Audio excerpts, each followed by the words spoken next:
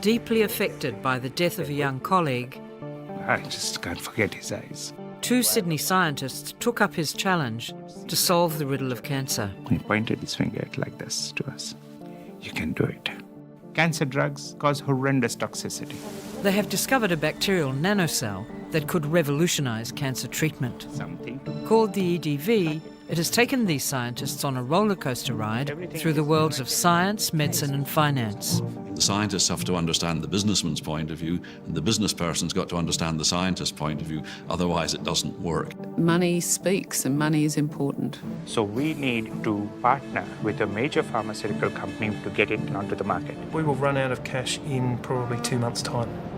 10 years later, they are still fighting to bring their discovery to the cancer patient. Their technology is very novel, is scientifically solid, and I think has a very high chance of working.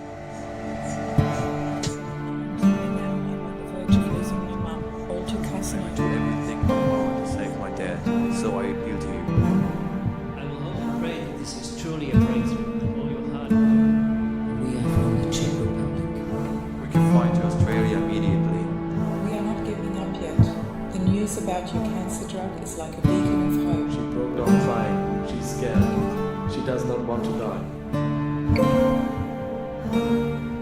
1 in 5 people will suffer from cancer in their lifetime. Many will not survive it.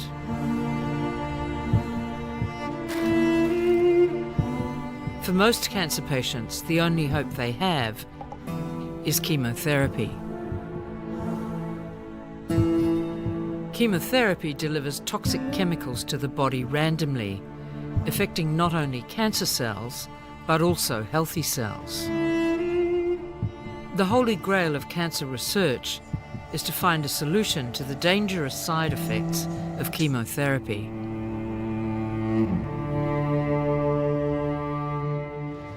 Will you come down and get some blood taken? We've got some funds in the bank, although we're really ripping through them because once you get into the clinical side of things and have all these consultants helping you, that costs a lot. If I'm going to bleed, I'm better off taking as much as possible in one batch. Yep. Today, the staff are literally giving their blood to help save the company. And just hold your hand in a fist, don't pump. Yes. So do you want a pirate as well, H? Yeah, that's fine. Work never stops for Jennifer and Himanshu, and they are currently trying to negotiate a deal with a pharmaceutical company.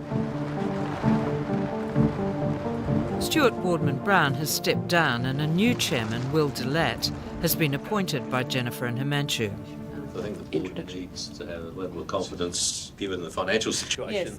At something past midnight, I get a telephone call this morning and you know, the guy says it's so-and-so and I'm going, A major American pharmaceutical company is expressing interest. He said, I wanted to make sure that our preferred option is a complete acquisition. No pharma has done acquisition deals like this pharma.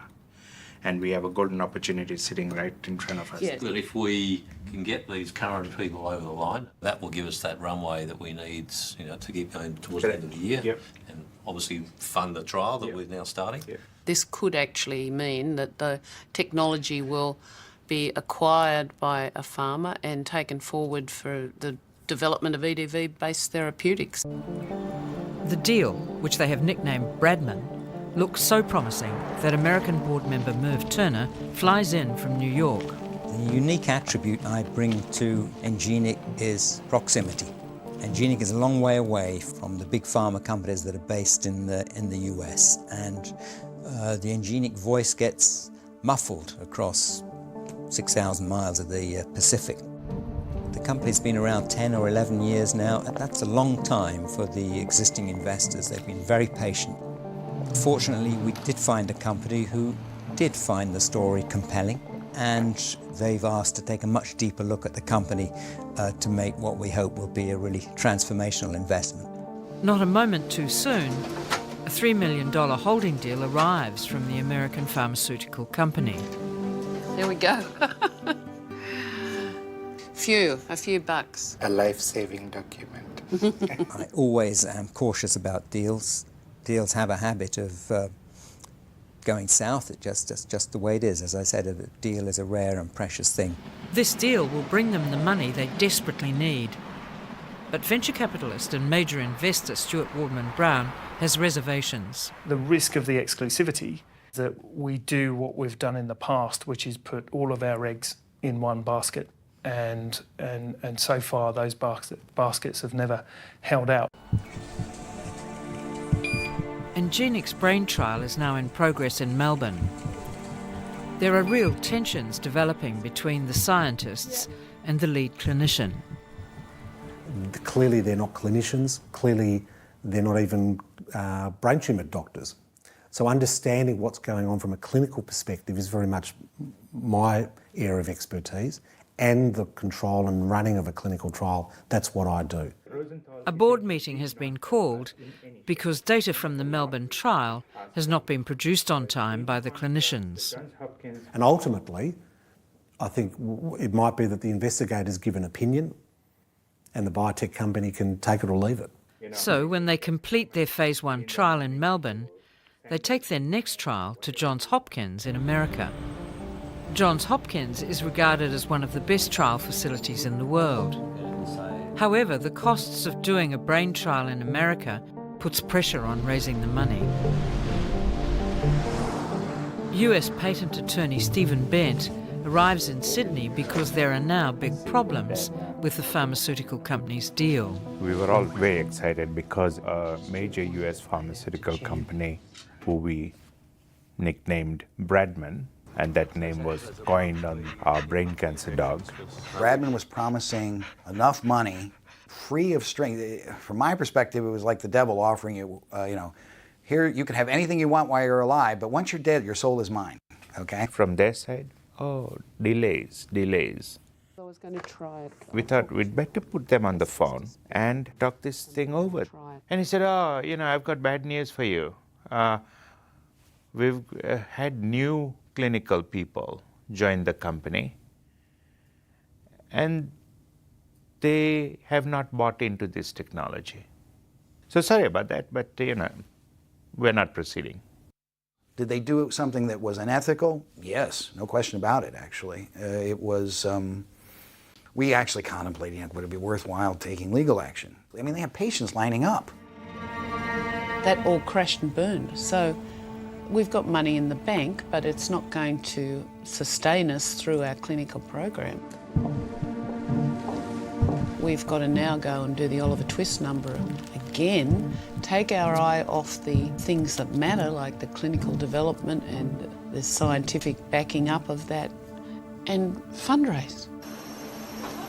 Thank you. This shock, when all parties had agreed a deal was finally coming, provokes the scientists to try a totally new tactic.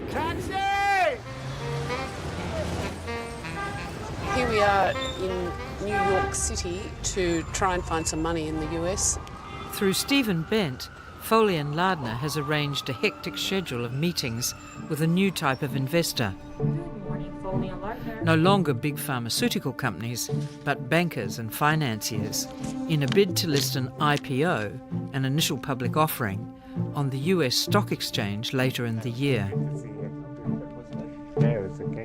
These inventors, I think, are unique because they display business sense as well as a great deal of scientific acumen, and they have a sense of what the commercial opportunity is, but are also, in that same vein, very altruistic, which is something that you don't often find in the biotech industry. But it's very true that a lot of biotech CEOs, they're scammers and snake oil salesmen, and they take advantage of the fact that a lot of the diseases that biotech companies typically target are significant unmet medical needs, and the patients are desperate. And I believe that Himanshu and Jennifer have the requisite melding of skill sets in order to be successful.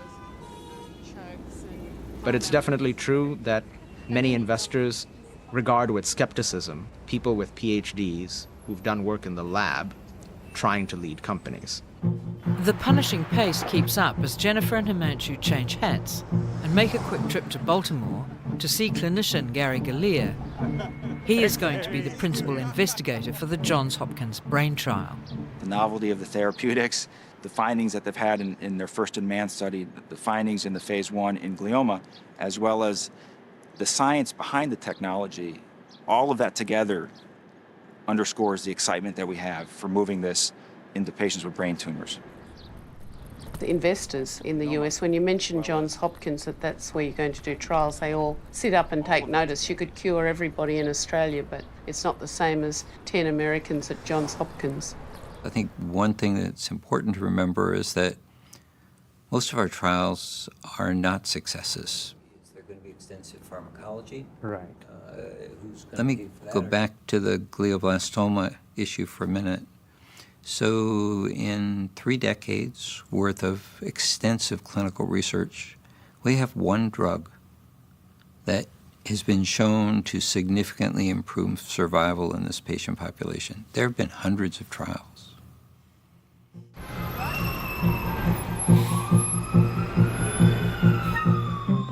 A potential big investor requests a day of meetings and conference calls. This is the next Apple, this is the next Microsoft of medicine. I've done medical deals my entire career, and I've never encountered the opportunity that exists here. It's a total platform, and we're just talking about cancer, but this goes well beyond cancer.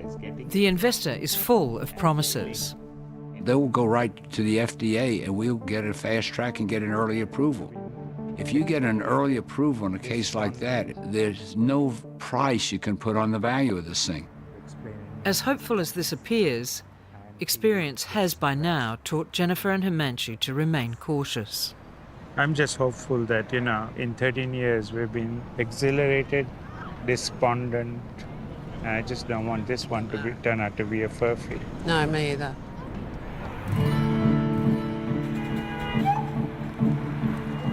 Back in New York, there's good news. The first $5 million is in.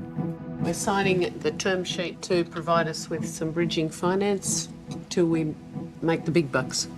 Buoyed by success, Himanshu and Jennifer return to Sydney with significant news. The overarching resolution is that by accepting the term sheet, we have agreed to flip up and make an American entity and re-domicile there or elsewhere as advised by the Americans. We won't have any American money if we don't. The board eventually agrees to domicile in America. I think it's important that we share it with shareholders, and it's important that they know what the Yes, steps so to that end. While most investors support the strategy of the US move, some dissenters have concerns over control of the company and, more importantly, dilution of their shareholdings. Jennifer and Himanshu come up with a last-minute strategy for the AGM and fly 5 of the potential US partners out to convince the shareholders to vote in favour of the US move. I think it was a great idea that we came out here and met everybody face to face. There was a lot of confusion, I think, concern that people had about what we're planning to do. What they need to understand is we're here to help. We're not here as a corporate raider to take over the company and steal it from under the Australians. Australians will still own 75% of the company after an IPO. Re-domiciling to the United States is now a reality, and Ingenic opens an office in the centre of New York. Well, it could be a decoration. Over the next 6 months in America, the scientists learn some hard lessons. Their roadshow does earn $20 million, but not one of the big players delivers on their promises. The decision to go to the US, I think, was the right decision. I think, all the evidence at the time suggested that that's what we needed to do to be able to list the company on NASDAQ. If the current strategy is successful, then we will sell down 40% of our stake now. It's actually a relatively easy decision to take, despite the emotional attachment of being involved with Ingenic through an incredible journey with plenty of ups, but more than its fair share of downs. A collaborative trial has started in Sydney tackling mesothelioma, an incurable asbestos-related cancer. Because it's classified as an unmet need, with positive results, it has a chance to be fast-tracked through the regulators in Australia and the US.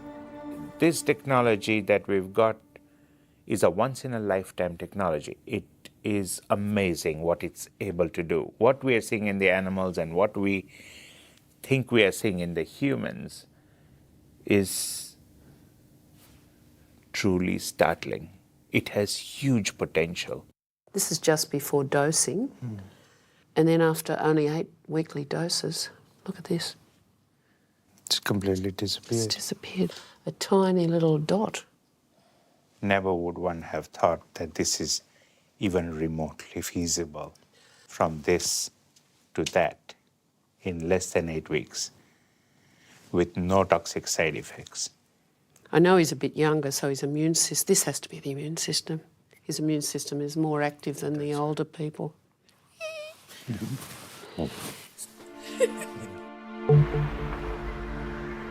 Even though this is a remarkable result, bigger trials are necessary to demonstrate scientific significance. Just formatting an application to the FDA can cost $1 million and take several months to prepare. After months and months of anxious waiting, their Hopkins glioblastoma brain trial is finally approved by the FDA.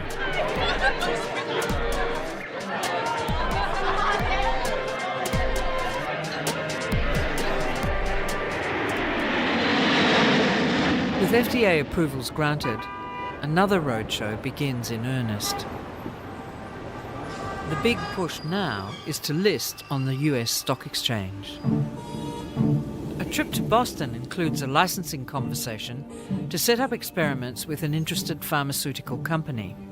We're very optimistic about a potential partner because that project is going well, so we're seeing them. But that optimism is offset by dissent amongst their investors. There are some who believe Jennifer and Himanshu should now step down as CEOs. People who say you cannot manage a company, you cannot do manufacturing, you cannot travel, you cannot raise money. They've done it all. They raised $45 million on their own in Australia. They built a CGMP manufacturing plant. They discovered this EDV and turned it into something that actually has cured fully a case of mesothelioma, one of the most vicious lung cancers in the world, in Australia. So every one of their critics has to shut up because they did it.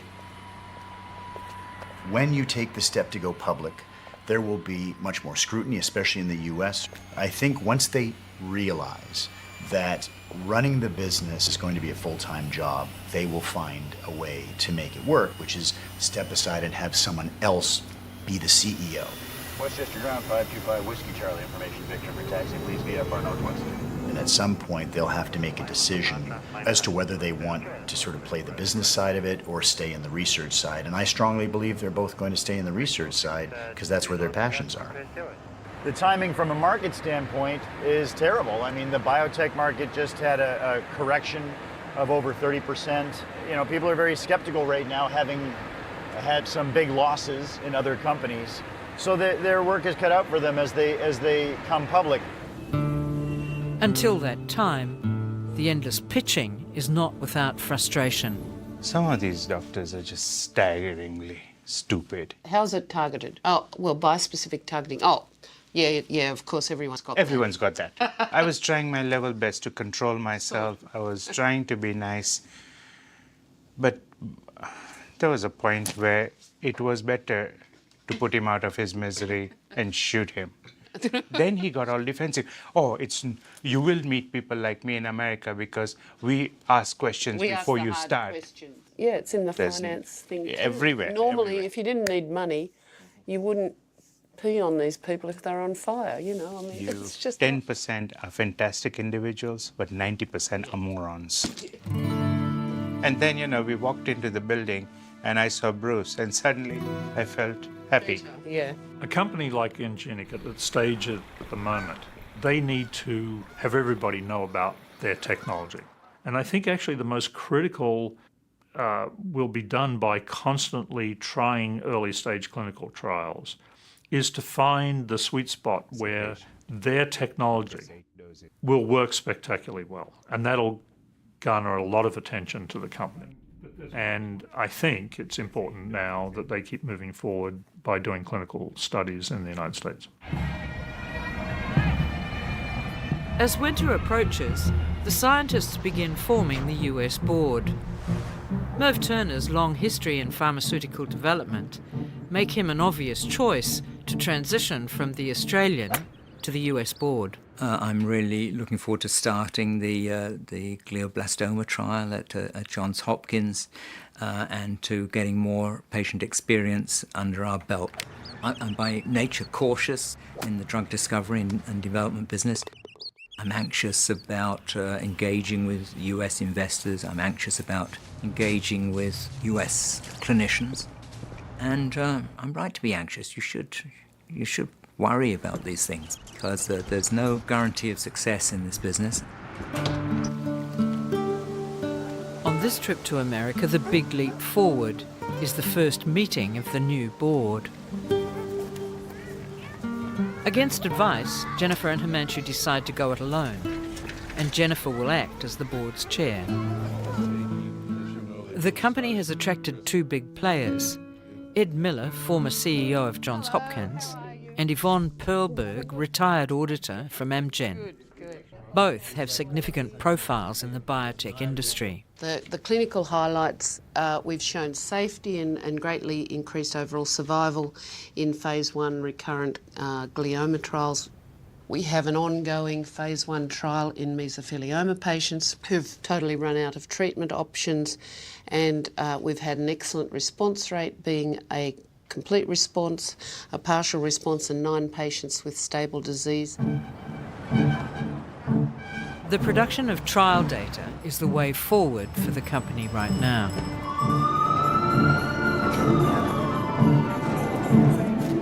We've talked a lot about financial people and the difficulties with raising money and the arrogance and ego-driven industry that it is. And we thought when we started in the clinic that clinicians would be so anxious to try a new modality in end-stage patients who had no treatment options that we would be able to just be all friendly. And disappointingly, and almost to the point of being heartsick, one finds that that is not necessarily the truth. And I think almost to a man, we've had issues with clinicians starting trials. We wouldn't try and dose it into the patient without the oncologist. And why would the oncologist think that they can go ahead independently? In a phase 1 first-in-man trial setting, it'd be stupid to do that. Back in Australia, Engenic is embarking on a novel experiment, aiming to defeat cell resistance by reawakening the body's immune system.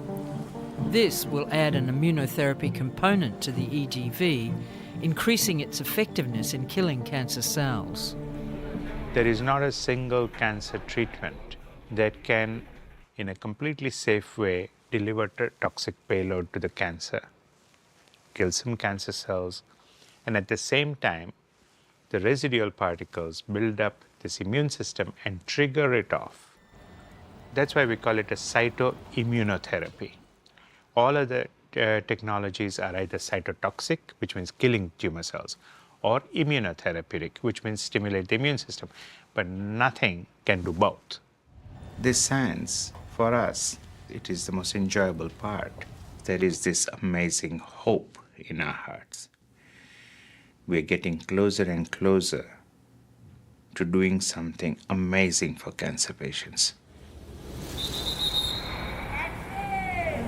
By the end of the year, however, the trial activities have exhausted their funds once again. These winter days are full on, as Jennifer and Himanshu have to jump repeatedly from science to finance and back again. The business is all about meeting and greeting. This is one of the major events of that type in New York City. I'm very happy to be able to present the Engenic story, the story of our remarkable platform technology that's a first-in-class cytoimmunotherapeutic. We have called it the EDV platform, and it's globally unique, different from all other immunotherapeutics. We have given over 650 doses safely to 57 people. The macrophages are a renewable population, and the new guys coming in are all armed and ready for action. 58. It's half an hour and someone knocks on the door and you rush off to the next room. I don't find it all that wonderful myself. And display the tumor-associated antigens.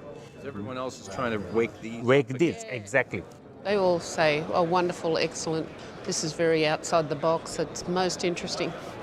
You don't know if that's lip service or real. One of the delegates from a big bank does come to further investigate their remarkable results in mesothelioma.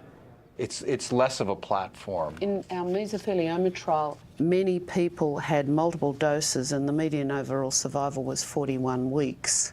Normal life expectancy at that stage is only about 4 to 8 weeks max. But we did have one case study that was a complete remission. Oxygen therapy was no longer required, and even in 8 weeks of only replacing the microRNA, there was 84% reduction in tumour volume. Certainly cool. So I would say, if you had this in pancreatic cancer, it'd be easy. That's what we think. I'm a little unsure of your decision your best data is with a payload that you're not going to continue to use. Because the thing is that we think we can do a lot better than this. But this is okay. Yeah, this is. Tell this guy, you wish you hadn't dosed him because you have a better payload in the closet. Right. That's right, but wouldn't it be better to tell 80% of them that we've got a better payload? No, I think it'd be better to sell this. Yeah, that's right. Legal preparations for the stock exchange listing, financing several trials, continuing experiments and new patents are all in progress. Money is burning. The enormity of the task becomes apparent. It's 10 a.m. and Jennifer and Himanshu are nowhere to be seen. They have been up all night putting out bushfires on the other side of the world. A component of the new experiment in the Australian lab has failed and puts pressure on their deal with Takeda Pharmaceuticals. I can't breathe.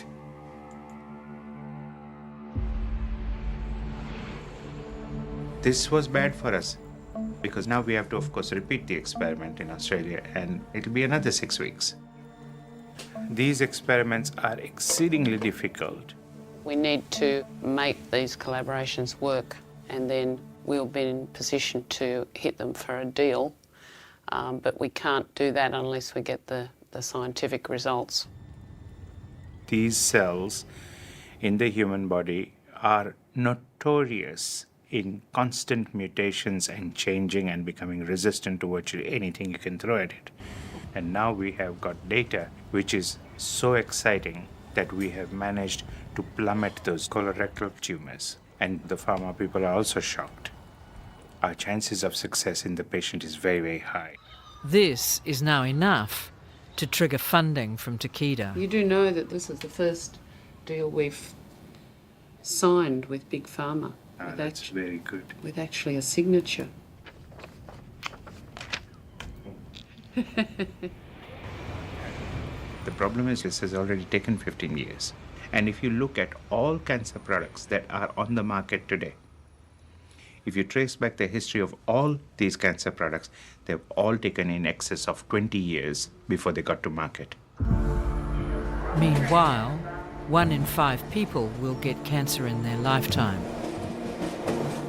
Engenic's first-in-human trials began 10 years ago. Delays with regulatory bodies, hospital ethics committees and clinical schedules can set progress back not for months but for years. This groundbreaking platform technology could reduce those statistics, but will it get the chance? In a devastating development, even after successful experiments, a new research team at Takeda took a different direction and dropped the deal. Our champion who was with them, they actually ended up buying another biotech company, and so they fired the champion. So the clinical trial guy was also gone, our champion was gone, and there was hardly anybody left. We couldn't believe it. Within months of the devastating rejection of their immunotherapy results, Engenic scientist Scott Patterson arrives in America to begin the Johns Hopkins trial. This technology started in Australia with 2 scientists that had an idea. And that has, over nearly a decade, been translated into a trial for humans at Johns Hopkins. I think that is remarkable. So we're in sunny Baltimore at Johns Hopkins Hospital. We're here with an FDA-registered trial. It's a phase 1 safety trial, but we're in the big time now, and we've worked so hard to get to this point. More trials means more data, and of course the need for more money. This is a $30 billion company. Because of the platform nature of what they're doing and because they've patented it for so long into the future, and the breadth of those patents is such that if indeed this takes off, the sky's the limit. I mean, this company could be involved in every cancer that's in a solid form and could be a partner with every existing chemotherapeutic that's out there. They've had interest from some very deep-pocketed investors that could have effectively provided them with everything they needed till the next endpoint. But those came with some conditions that they chose not to accept, and I respect that. But it's not, in many cases, that they can't do it. It's just that they don't want to play by the rules of the game. Back in New York, everyone is waiting for news of the first patient. The Hopkins lead investigator, Gary Galea, has seen results and is optimistic. When we've really seen very minimal side effects and toxicity from the therapy. So I think in terms of safety profile, this is a very safe agent, and we're escalating to the second dose with the next patient. 1,000 doses have already gone into patients. In several cancers, we have shown that people who were almost on the verge of death have, at the minimum, stabilized, and some of them, their tumors have almost disappeared.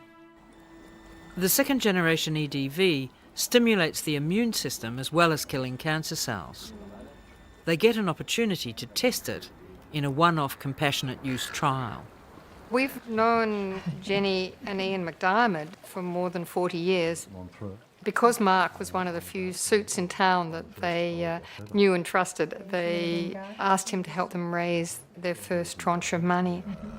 So it was just an extraordinary convergence of that I was diagnosed with pancreatic cancer. Compassionate use enables the scientists to create a first-in-world trial quickly to treat Carolyn with the new EDV. Compassionate access is quite common in oncology because we often explore the conventional treatments fairly early on in people's disease course. And then we're really looking for something new that might offer hope either for that individual or for cancer patients in general. But once people have failed a first-line treatment in pancreas cancer, we know that they're usually going to die. Early trials often have limited success because only end-stage patients are eligible to go on them. Often their bodies are too damaged by the effects of cancer or chemotherapy to even complete the cycle. If you're going to use a new treatment, it's better to use it while people are well and able to tolerate the treatment, because we know that if you give it my types of treatment in terms of chemotherapy to someone who's sick, all you do is make them sicker. For some cancers, of course, where there are no good treatments available at the moment and survival without treatment is maybe 5% or 10%, you tend to choose a disease where you can very rapidly find out if there's a benefit because the disease itself is virtually uncurable without a treatment.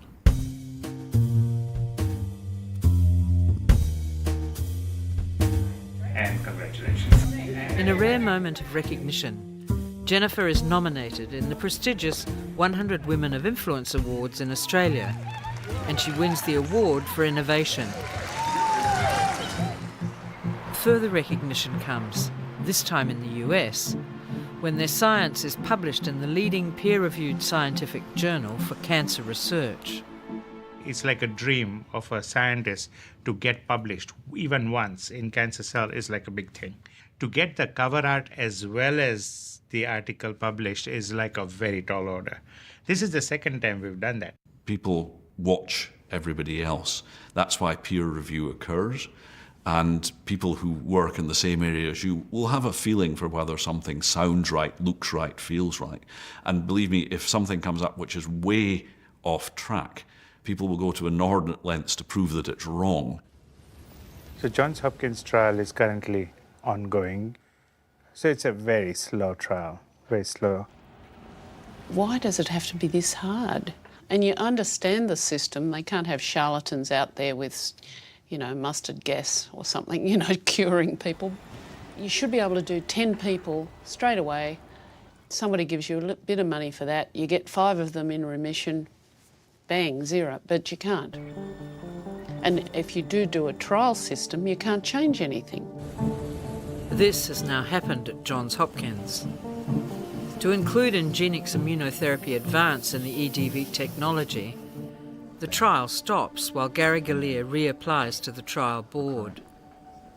Last time this happened, it delayed the trial for a year. Trials are probably way too complicated and way too expensive, but they've been done a certain way for a very long time. It's the basis on which the FDA benchmarks all of the other drugs, and in the end, they're intended to keep everybody safe. When someone comes to you and she is a close friend, it hits home. How are you going? I'm doing all right, thank you. I really had run out of conventional options, and that's a terrible feeling, that the medical profession can give you more of the same, of more chemotherapy or a different chemotherapy, but basically your condition is incurable and your lifespan is very limited. When we prepare human doses, it always feels like you're doing something very worthwhile. When it's someone like Carolyn who has contributed to Engenic, you know, everyone takes them very seriously. Carolyn and her husband had great faith in us. If it wasn't for them, we probably wouldn't be here today. This is Carolyn's dose for tomorrow. Ready to go? Ready to go. So yes, this is to run over 20 minutes, which we've loaded at 4 and expires at 6 p.m. Lovely, thank you. We're going to be very realistic with you because, you know, it's a tough call. Well, the next 3 weeks is going to be harrowing weeks for us because she either stabilizes or she goes. Just seeing her in the hospital, lying back as white as the sheets, you thought, Jesus, we are embarking on something pretty big here. I am a fortunate woman. You may not think so, but I'm very fortunate to be here, to be still alive, and to be with you all here tonight on this wonderful evening. It's less than a month since I began the Engenic treatment. Not only has my cancer marker dropped dramatically, but it has given me hope of more life. And not just existence, but actually a real quality of life. On Friday, you know, she held the hopes of the whole room on her shoulders somewhat. Everyone was willing her on. You know, she looked so fabulous having makeup and her wig on and everything. It was a great gift to Engenic because she was the first person who we were able to administer the full gamut of the EDV technology, which is the ability to kill cancer cells and the ability to lift the immune system to augment the anti-tumor efficacy. Heartbreakingly, 7 months into her treatment, Carolyn sustained a fatal injury when she fell in the shower. That the EDV had been able to extend her life by 7 months was scientifically significant, but her passing was hard on everyone.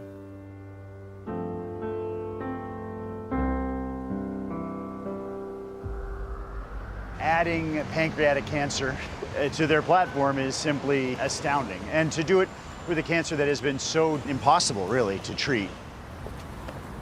The people that have invested and continue to invest are very happy with what they've done so far. And if all they did was what they've done now and got that to the final stages of FDA approval or a deal with a pharmaceutical company, the return for the investors is more than most would expect. So the good news from the financial perspective for Jennifer and Himanshu is they won't have to worry again.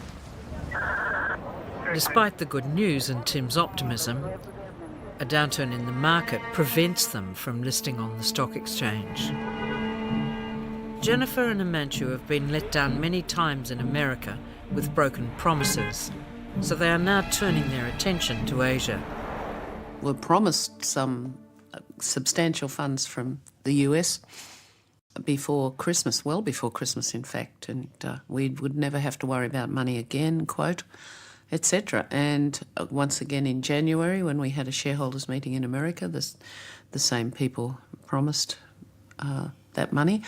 But all the excuses in the world about the political situation, such, if you had the money, you had the money. You know, it doesn't evaporate. You never had the bloody money, is the bottom line.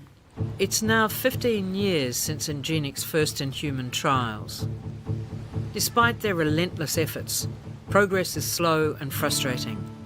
What becomes apparent is that without the backing of a large pharmaceutical company, moving on to bigger trials is extremely difficult.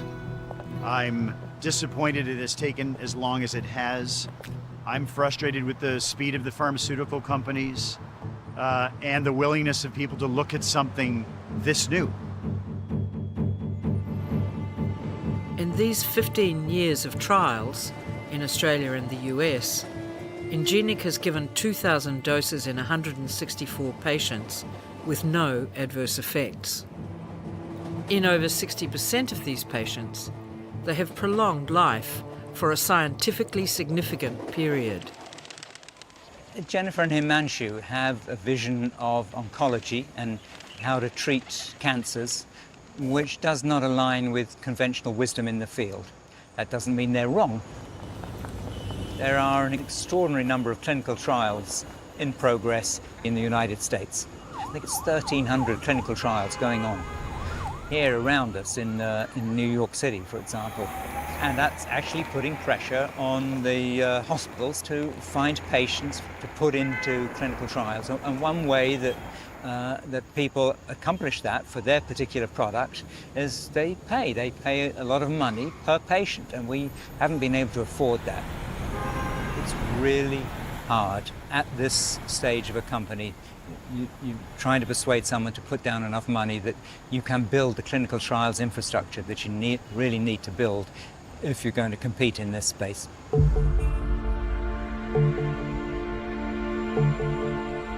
Yeah, would love to invest. I think being here this week has just cemented in my mind that our strategy to seek monies in Asia is a good one. Sad as it may be, we will have to hedge our bets and diversify. It's a drain on us because you can't focus on the main game, which is in the clinics, the research.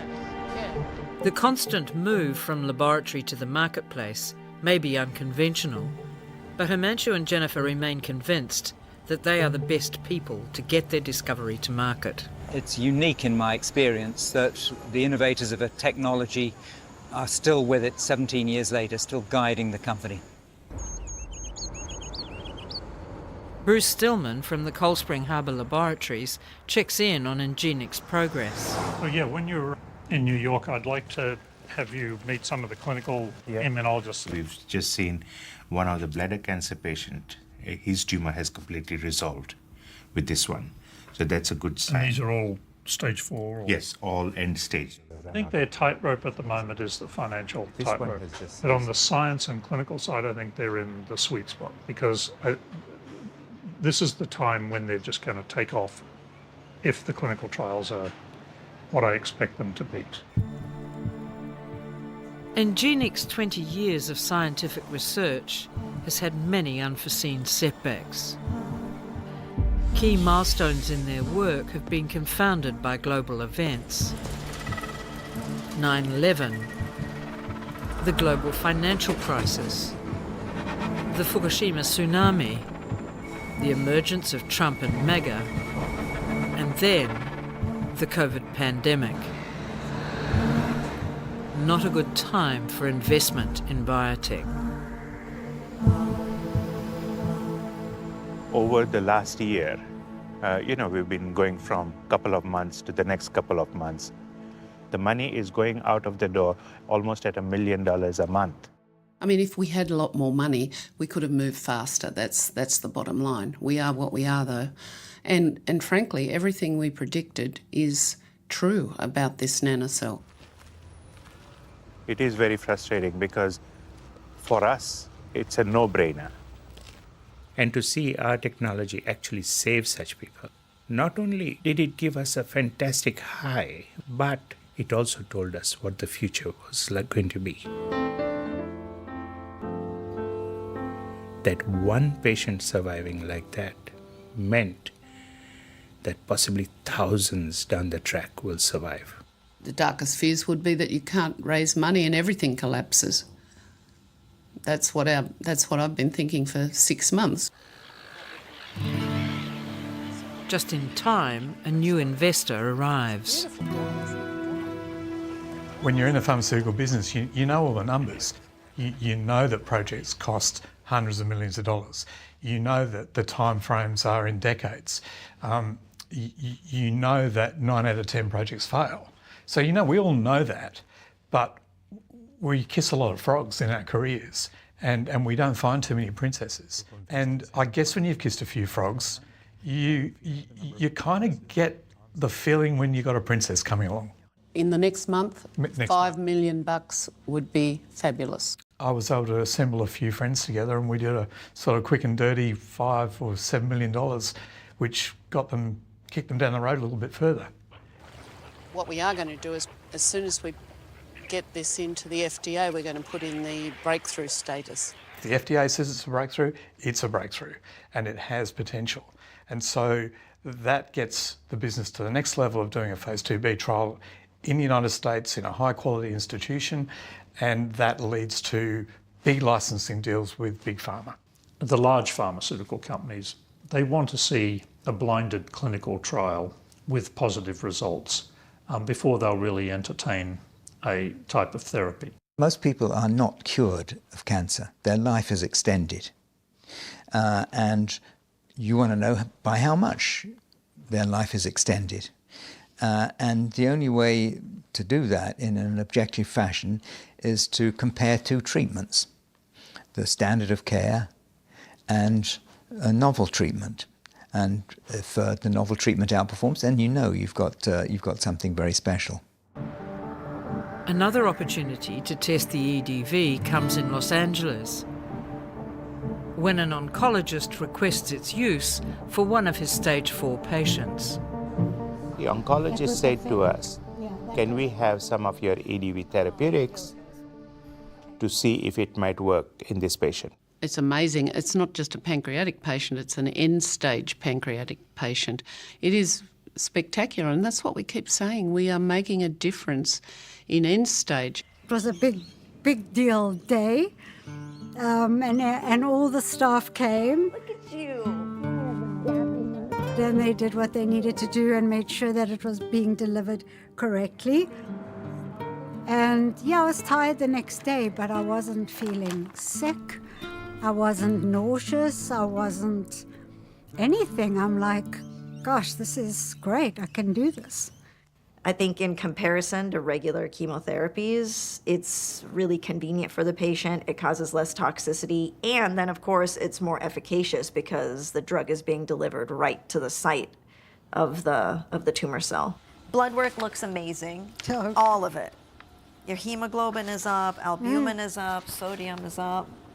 Everything shows that there's, basically no disease, which is, again, in advanced stage pancreatic cancer, pretty unheard of. We didn't just extend her life for her to have a poor quality of life. We extended her life so she could have a wonderful life. After 2.5 years, Anne is the first person in the world with end-stage pancreatic cancer to report a complete recovery. My bloods are so much better. Everything is like going the right way. This is the best treatment, the easiest treatment. It's amazing. The quality of your life is... And the quality of life is like I can do everything. She walks on the beach with her dog, she does Pilates, she's a pretty remarkable woman. And I was fit, and I ran half marathons, I mean, to run for me, oh, I want to do that again. I don't want to go far. I don't want to run a marathon. Just let me run a little bit. But when people ask me, you know, how are you? How are you doing? I'm like, I'm fine. Can you not see? I'm here having breakfast with you, or coffee, or I'm fine. It's fine. I'm going to be a grandma. Pancreatic adenocarcinoma is the worst killer of its kind. Normally, a pancreatic cancer patient at that point in time, when that person's got nothing left, will barely survive a couple of months. Instead, many of the lesions, cancer lesions in this patient have disappeared. The oncologist believes that that patient is in remission. You can't do those ad infinitum. You can't do hundreds of one-off programs. In the end, you need to get your drug into a large trial and be able to say to the world, look at this, look what this has done. You know, here is the irrefutable evidence that we've got something that's really going to change the course of this disease. If you got $60 million on day one, where we got $2 million, I think, when we started, then you could plan better and you could rush forward. You could have more staff, do trials earlier, but it is what it is. That's what we had to do, and that's why it's taken so long. You can't imagine how difficult it is for a private company to raise funding, even if you've got the best technology in the world. At the 11th hour, when Engenic is struggling to fund a new laboratory and keep the doors open, one of the Asian investors who has been watching Engenic for many years makes a move that will change the future of the company profoundly. My philosophy is you can't do it alone because we are never smart enough. And 2 brains are better than 1, and 3 brains are better than 2. We certainly think that they are very, very close. And, what sort of excites me is that there are so many people that can benefit from this. It is now more than 70 years since the first anti-cancer drugs were discovered. 12 to 15 million people died every year from that dreaded disease, and nothing has changed. If I can play a little part in helping or pushing and supporting this technology to reach the market, I think the main beneficiaries are the cancer patients. These investors have a financial strategy that will support big trials to provide enough data to take the EDV to market. I'm excited about the fact that now they're being able to move forward. And as I said before, it's still not pro forma. I mean, they have to do the clinical trials properly. But if it's as effective as I imagine it will be, I'm actually very confident that they're going to move forward with positive results. And I just can't wait to see the data. That's the reality of it. I was trying to think how many times we've actually been here. It's a lot. 24 years now for Engenic, and I'd say 19 of those 24 years we would have been here at least once, if not twice a year. Yeah. The year has been terrible because we were desperate for money. We were taking it from wherever we could find it. And to have Dr. Zheng and his cohorts come in, the timing couldn't have been better. That they saved us from our faces in the mud. It's a brutal business, yeah. And the extraordinary thing about Jennifer and Himanshu, let's face it, is their astounding persistence. They are Mr. and Mrs. Wobbly Man. You know, those wobbly toys you knock over and they come bounding back up. You can't knock Jennifer and Himanshu down. And without that attitude, Engenic would have gone under many years ago. They have gone through a lot of ups and downs, more downs than up. So I think with the Asia context and the attention that Asia can give, we hope that this is where Engenic will shine in the whole of Asia. When they finally get that body of whatever it is, I think it'll be pancreatic cancer probably, that will cause everybody to stand up and cheer, then the fact that you're from Australia or from the moon, they don't care. Speed to market is the key, And we think that American clinical trial, if we can get this bloody thing moving here, FDA has already given us fast track. Completely unmet medical need, pancreatic cancer. It's been extremely frustrating, and it makes so much sense. It's a safer, better way to treat people. We have dancing ladies, and we have, brain tumors that have disappeared right down the street from here, and it's not enough yet. The moment we do the proper randomized controlled trial, the FDA should be able to see clearly this is miles better than what we have. Therefore, you should be able to get the second tick from the FDA, which would be breakthrough. We always thought we'd have to come to America to do trials, and we do. But recent developments are terrific in a way, because the whole rest of the world is open. And there's a lot of people who get cancer and a lot of people we can help. Correct. Not just China, but Asia's been on our minds. Because the population is so large, and it's just, they're begging for novel therapies. Oh, I think there's fantastic potential for Asia. China and India and Southeast Asia makes up about half the world's population. And if we can use Singapore as a hub, we can connect nearly 2.5 billion people within a 7-hour flying time. So let's get this going, and let's get all the trials completed. And I think this project deserves a lot of attention and deserves a lot of support. Cheers. This will make a mark if it is given the opportunity. We've already made a mark. I recovered, and it's like miraculous. I'd like to see that smile on the cancer patient's face.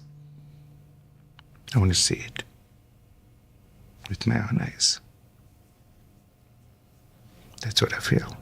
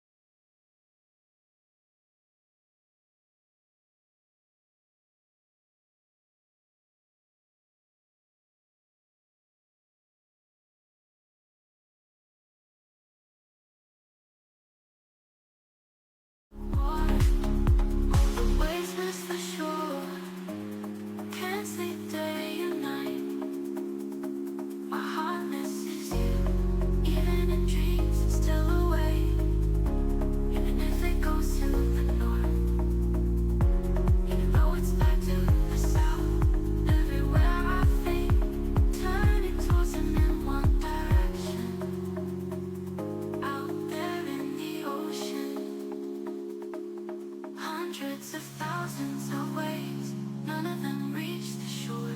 Despite all the obstacles, life is so long. Years still pass like the ocean, even though it is wide.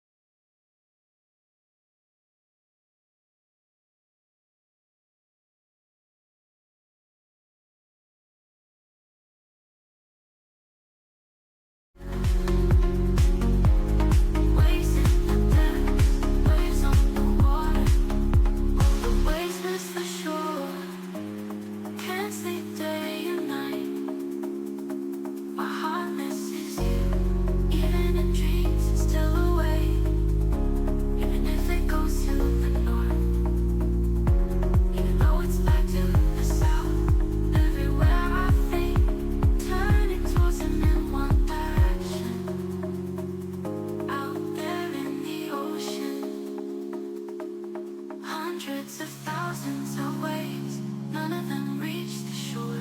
Despite all the obstacles, life is so long. Years still pass like the ocean, even though it is wide. Clouds still fly far away. How to dissolve into hundreds of small waves in the middle of a great sea of love. Let it still flat for thousands of years.